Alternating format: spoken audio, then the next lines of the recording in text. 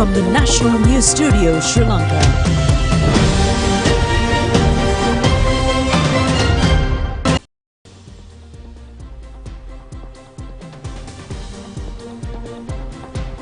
This is the National News Broadcast coming to you live from the Rupavahini studios. Bringing your stories for today, I'm Sharama Screenis. I'm Charita Miniprarachi, and now let's move on to the headlines for tonight's news.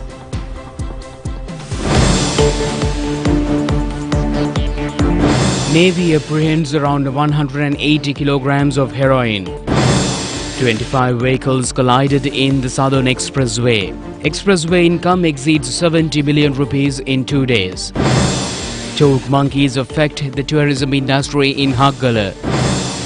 A private hospital at Port City. At least 4 killed in a mass shooting in the US state of Alabama.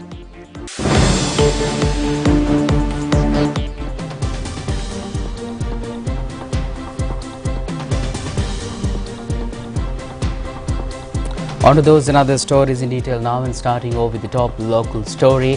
Sri Lanka Navy intercepts a fishing trawler carrying nearly 180 kilograms of heroin along with 6 suspects in the southern seas. The operation was jointly carried out with the State Intelligence Service, the Police Narcotic Bureau and the Sri Lanka Coast Guard. Based on information of the State Intelligence Service, a local multi-day fishing trawler carrying heroin was intercepted off the little bases of Hambantota recently. The consignment of narcotic drugs and the suspects were brought to the Galle harbour, where Commander of the Navy, Vice Admiral Priyantha Pereira, was present to inspect them. The Sri Lanka Coast Guard ship Samudra Raksha was used for the joint operation. Accordingly, Sri Lanka Navy said that about 179 kilograms and 654 grams of heroin were found in 160 packs, which were in 8 sacks. The gross street value of the consignment of drugs seized during this operation is believed to be over 3,593 million rupees. The suspects held in operation have been identified as residents of Nakulugamua, Kudavella, Netolpitia and Trincomalee, who are from 25 to 32 years of age. They will be handed over to the Police Narcotic Bureau for legal action.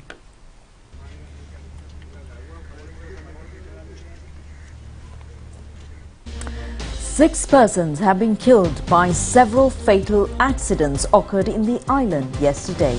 Police headquarters says that an Australian tourist visiting Sri Lanka was also among them. 68 years old Australian woman of Indian origin named Sarita Devi was killed when the car she was travelling veered off the road at Ambuluwava area along the Gampula Hemmatagama road and fallen into a compound of a house nearby. Her daughter was also in the car at the time of the accident and admitted to the Gampula Teaching Hospital with injuries. 25 vehicles have been damaged by several accidents occurred along the Southern Expressway last night. These accidents happened within a period of about 1 hour close to the Dodamgoda interchange. The police unit of the expressway, majority of the vehicles are bound to Kottao with people who are coming back to Colombo after visiting their native places from the new year. However, neither persons have been injured nor the damages occurred to the properties of the expressway at the series of incidents. Major cause of these accidents was failure to maintain due distance between the vehicles.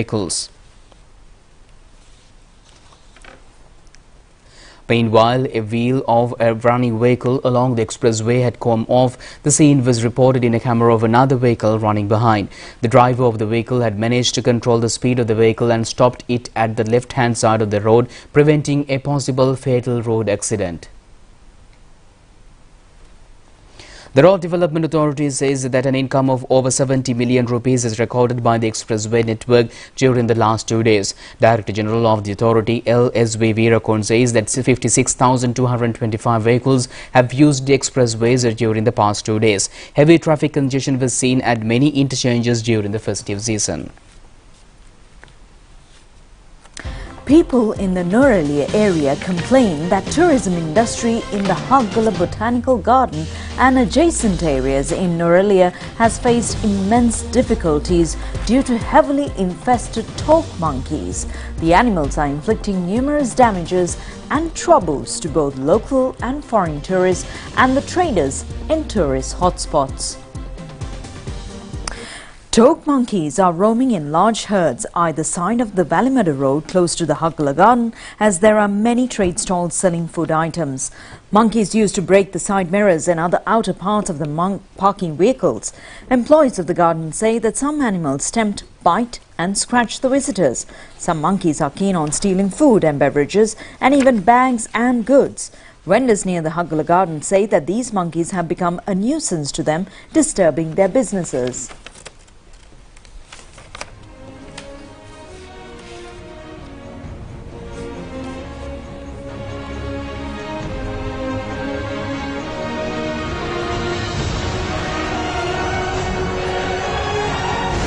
Meanwhile, people in the Polonnaruwa district say that the government decision to export toke monkeys to China is a timely decision taken by the government.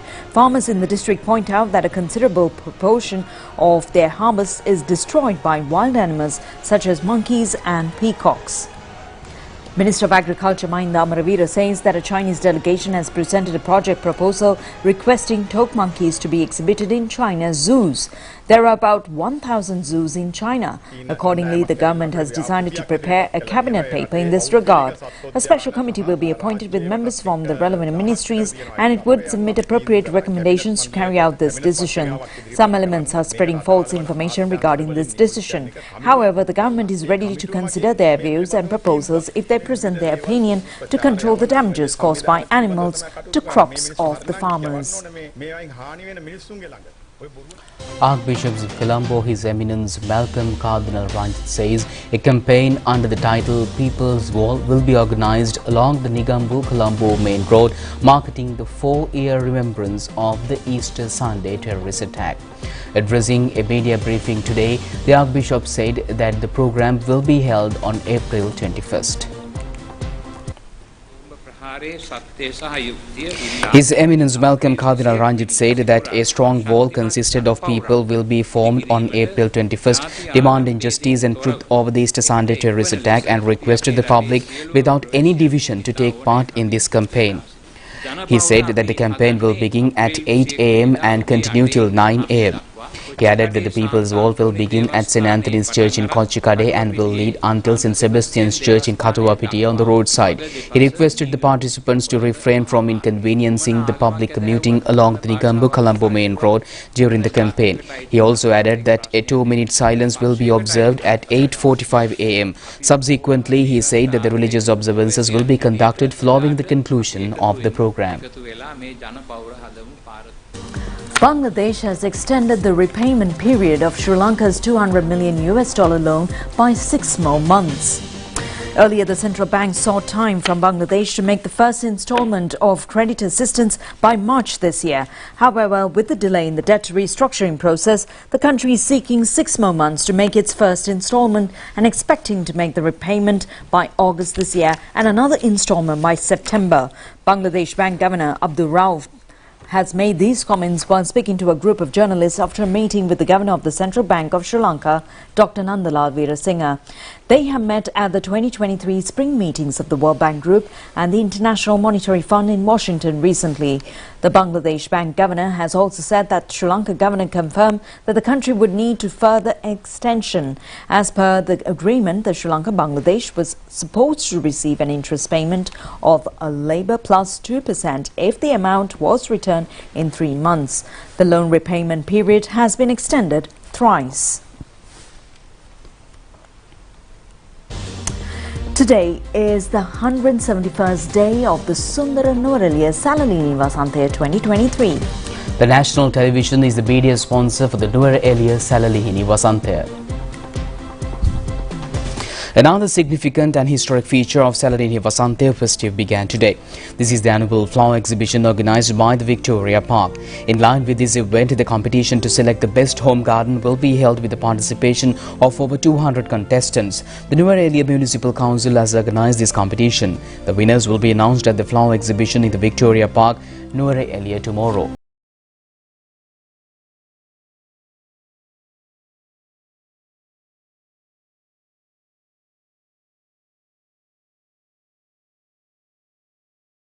We'll be back with more local news after this break.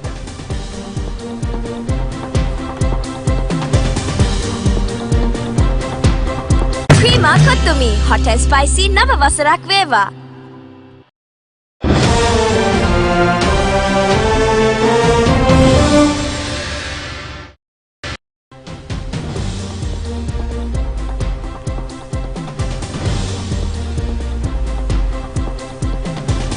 Welcome back with more local stories. The 107th birth anniversary of former Prime Minister late Sirimavo Bandaranaike falls today. Floral tributes were made at the Sirimavo Bandaranaike statue erected at the BMICH premises this morning. Sirimavo Bandaranaike served 3 terms as Prime Minister in Sri Lanka in 1960, 1970 and 1994. She was the world's first female Prime Minister when she became Prime Minister of Sri Lanka in 1960. Floral tributes were made under the patronage of the former President Chandrika Bandaranaike Kumaratunga. She was born on April 17, 1960 at Ellavala Valawa in Ratnapura. She joined politics when her husband SWRD Bandaranaike was assassinated in 1959.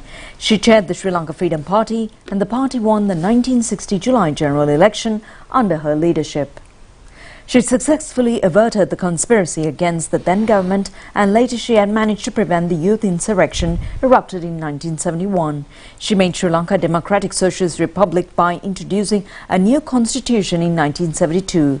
Significant feature of her rule was the rapid progress achieved in the local economy. She also rendered an important service in the international arena, leading non-aligned movement.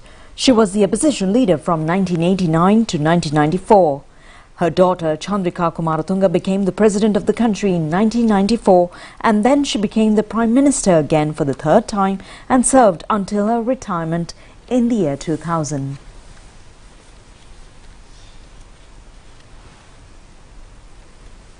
Now, an unknown group have removed the electric fence that had been set up to prevent 5 villagers of Kiwul-Ar area in Tanamalvilla from the threats of wild elephants. Sum of nearly 20 million rupees has been spent to erect this electric fence. The fence was set up several years ago to prevent wild elephants entering the villages in this area. The villager says that this was a successful solution to stop the threat of wild elephants. However, an unknown group of people had removed the batteries, wires and other valuable parts of the power supply room recently. Upon this incident, the power supply room has covered with wild bushes. Thieves have been removed the wooden poles of the electric fence. The villagers requested the relevant authorities to reactivate this electric fence for their safety. Foreign Secretary Aruna Vijayawardena will participate in the inaugural UK-Sri Lanka Strategic Dialogue at the Foreign Secretary level tomorrow. The meeting will be held at the Foreign Commonwealth and Development Office in London. UK Minister of State in the Foreign Commonwealth and Development Office, Anne-Marie Trevelyan, will open the dialogue. The dialogue will be conducted with the participation of Sir Philip Barton, Permanent Under-Secretary of the Foreign Commonwealth and the Development Office. The inaugural strategic dialogue is convened at the invitation of the Commonwealth Office at the important juncture of the 75th anniversary of the diplomatic relations between Sri Lanka and the United Kingdom this year. The strategic dialogue will provide a forum for both sides to discuss the multifaceted relations between the two countries. On the sidelines of the dialogue, Foreign Secretary Vijayawardena will have bilateral meeting with the Assistant Secretary General of the Commonwealth, Professor Louis G. Franceschi, and interact with members of the all-party parliamentary group. And meanwhile, a leading healthcare company has come forward to build a state-of-the-art hospital at Colombo Port City. The company, in a statement, has indicated that it has entered into an agreement to lease with the Colombo Port City Economic Commission over the investment project. Accordingly, the company intended to enter into an indenture of lease for 99 years leasehold rights for the development and operation of the proposed hospital. The proposed hospital will be one of the 4 main strategic and large-scale social infrastructure development projects identified within the Port City Colombo, as per the company. The motion poster of Sri Lanka's bowling legend Muralitharan's biopic 800 has been released. The movie depicts former Sri Lankan legend Muralitharan's journey to the top in the cricketing arena. The film is directed by M.S. Sripati. The movie's cast includes Madhu Mithal as Muthaiya Muralitharan in the main lead roles. The music is composed by Gibran. The film was produced under the banner movie Train Motion Picture and Vivek Rangachari. 800 is scheduled to be released in November this year.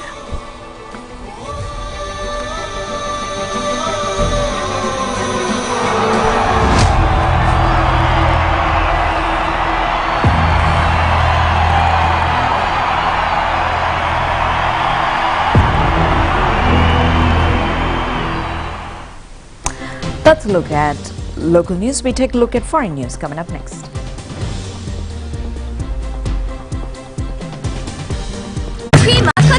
Hot and spicy නව වසරක් වේවා.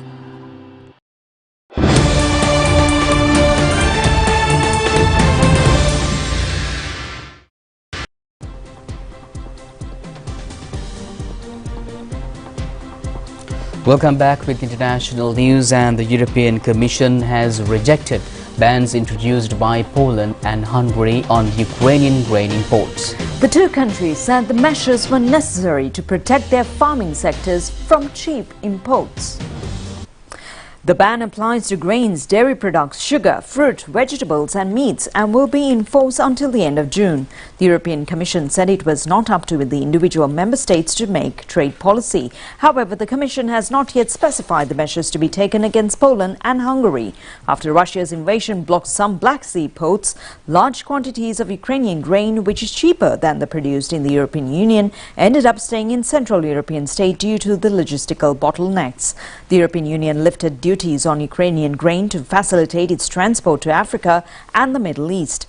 Grain has since flowed into Poland, but much of the imported products have not travelled further onto the Middle East and Northern Africa under the EU plan. The decision came after complaints from the local farmers who said that they were being undercut by cheaper Ukrainian grain flooding their markets. Poland authorities have called for talks with Ukraine to set up a scheme to ensure exports pass through Poland and without diverting the products to the local market. At least 4 people have been killed in a mass shooting at the 16th birthday party of the U.S. state of Alabama. 28 people were injured, some critically, after shots were fired at a dance studio in the city of Delaware. President Joe Biden renewed his calls for the tougher gun laws after this incident. The shooting takes the U.S. to a grim milestone of more than 160 mass shootings, in which 4 or more people are shot so far this year, according to the United States Gun Violence Archive. With a population of about 3,200 people, Delaware is a small rural city which is not used to scenes of violence on this scale. Authorities have yet to release details on a suspect or possible motive and have not revealed that led up to the shooting. Fierce clashes have been reported across Sudan as fighting between rival armed factions continues to spread. Violence between Sudanese army and a parliamentary group called the Rapid Support Forces continued overnight into its third day. Nearly 100 people have been killed, a doctors' union in Sudan claimed, and one estimate put the number of the injured as 1,100. Both sides claim to control key sites in the capital of Khartoum, where residents sheltered from explosions. Yesterday, a temporary ceasefire was declared to allow the wounded to be evacuated. Doctors have warned that the situation at the hospitals in Khartoum is extremely difficult and that the fighting was stopped by both staff and medical supplies from reaching injured people. The fighting is a part of a vicious power struggle with the country's military leadership, which has escalated into violence between rival factions. The two men and its centre disagree over how the country should transition to civilian rule. Sudan has been run by generals since a coup overthrew the long-standing authoritarian President Omar al-Bashir in 2019. 11 people have died from heat strokes, while many others have been admitted to the hospital after attending an award ceremony in India's Maharashtra state. The government-sponsored event took place in an open ground under a blazing sun and lasted for several hours. Thousands of people attended yesterday's event, which was held to facilitate the prominent social activist. Many people complained of dehydration and other heat-related ailments after attending the function. Navy Mumbai, a city close to financial hub Mumbai, where the event was held, recorded a maximum temperature of 38 Celsius. Footages of the event show that thousands of sitting directly under the sun with no roof or covering providing any shelter. It was attended by top politicians including India's Home Minister Amit Shah and leaders from the state governing Bharatiya Janata Party. In the meantime, severe heat wave is sweeping over a number of districts in Bangladesh, while mild to moderate heat wave is sweeping elsewhere in the country. The maximum temperature of the capital Dhaka was recorded 40.6 Celsius today, while the country saw maximum temperature 41.8 in Jasho and Chaudhagana. Now 16 people are dead and 9 others injured after a fire at the residential building in Dubai. The blaze happened in Al Ras area, one of the oldest parts of Dubai. It is home to many migrant workers and traders. The fire broke out on the 4th floor of the 5-story building, according to foreign media reports. Dubai Civil Defence said it was caused by lack of compliance with building security and safety requirements. The Al Ras area is near the city's gold and spice markets, which are popular tourist attractions. An investigation is underway over the deadly blaze. Among the dead are 4 Indian and 3 Pakistani nationals. No one has yet been arrested as a part of the investigation. As the weather turns warm, various flowers have been flying for the tourist attention across China.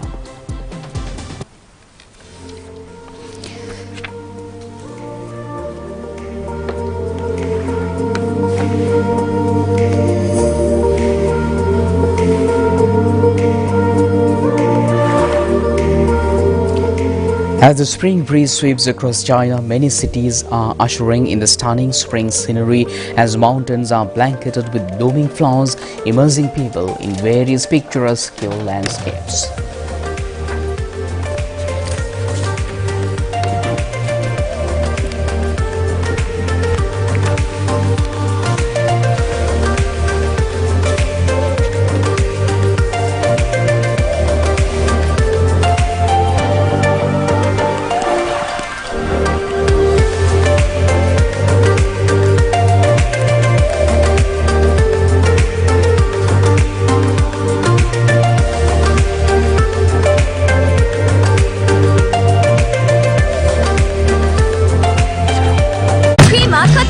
Hot and spicy නව වසරක් වේවා.